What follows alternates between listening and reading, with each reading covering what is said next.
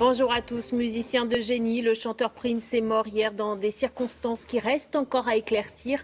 Toute la nuit, les fans de cette star légendaire de la pop et du funk ont dansé et chanté pour lui rendre hommage. Marine Hague.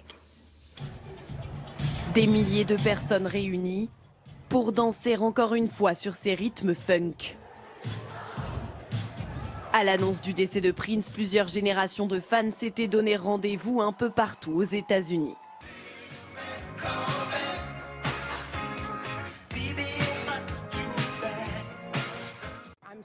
Je suis choquée, blessée, mais j'ai de merveilleux souvenirs. Prince a amélioré ma vie.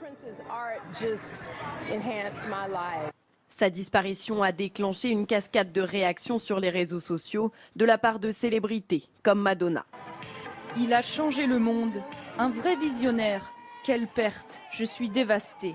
Barack Obama ou encore Manuel Valls qui a salué un génie créatif. Retrouvé mort hier, le chanteur aurait été hospitalisé à la suite d'une overdose il y a 6 jours, d'après le site américain TMZ.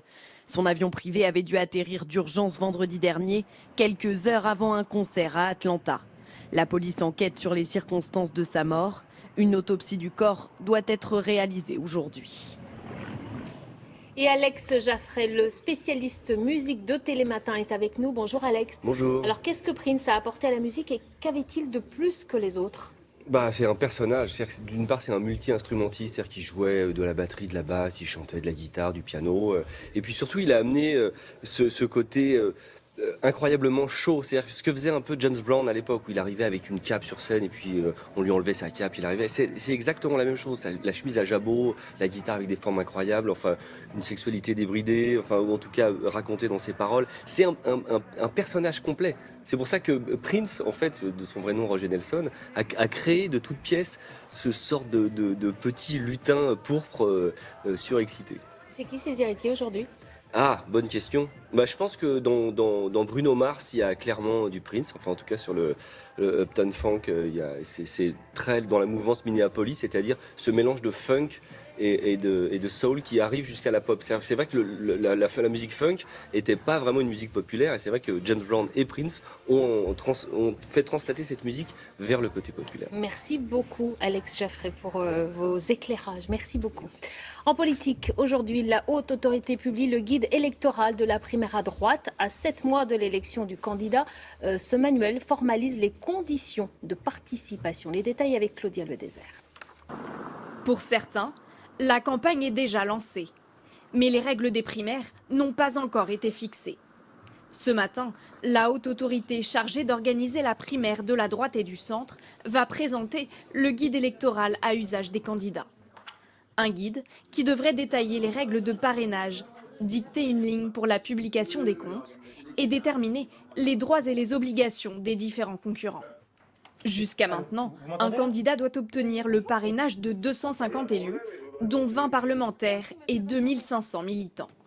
Des modalités susceptibles d'évoluer. Les primaires se dérouleront sous l'œil attentif d'une juriste, Anne Levade.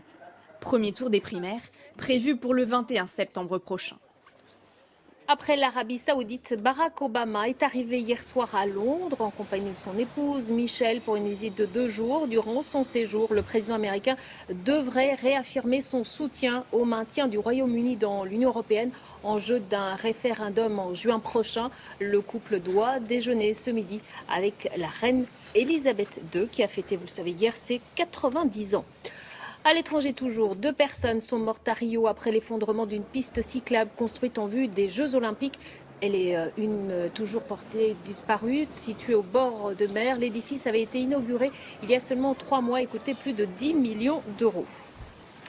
Après presque 9 mois d'une interminable escale technique, Solar Impulse 2 a repris hier soir son envol et son tour du monde inédit. L'avion solaire a quitté Hawaï pour allier San Francisco en Californie et l'Eastern. Des acclamations pour saluer un départ que l'on n'attendait plus. L'avion Solar Impulse 2 peut enfin redécoller après plus de 8 mois bloqué sur le sol hawaïen. Batterie endommagée, conditions météorologiques défavorables, son périple a connu un brusque coup d'arrêt. C'est en mars 2015 que cette aventure inédite a commencé. Un tour du monde sans une seule goutte d'essence grâce aux 17 000 cellules photovoltaïques de l'avion. Les problèmes techniques enfin réglés, avant le décollage, Bertrand Piccard, le pilote, se montrait confiant.